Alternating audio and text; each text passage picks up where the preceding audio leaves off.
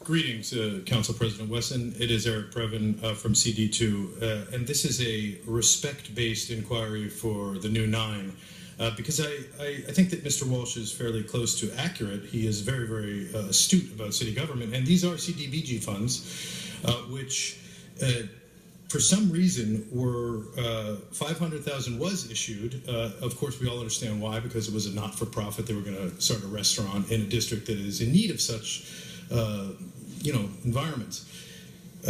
What has occurred today, or what is being noticed now, because the EWDD, that's the Economic Workforce Development Department, has brought it to our attention, is that now there will be a group called Dunbar Village Retail LLC, which is in fact a for-profit entity. So there's nothing wrong with profits, sir. I don't need to remind you.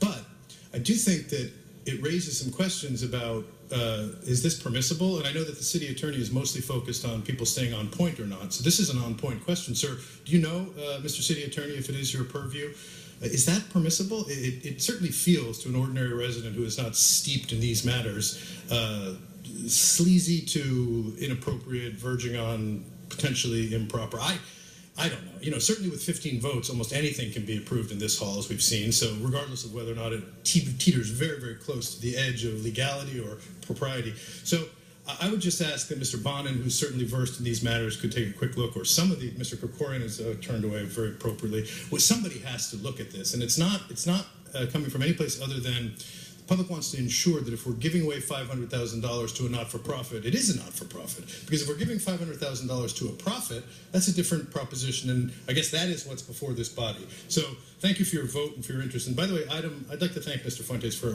a correction this morning about the number of homeless. So he's a good man. Thank you. Okay, Mr. Akala.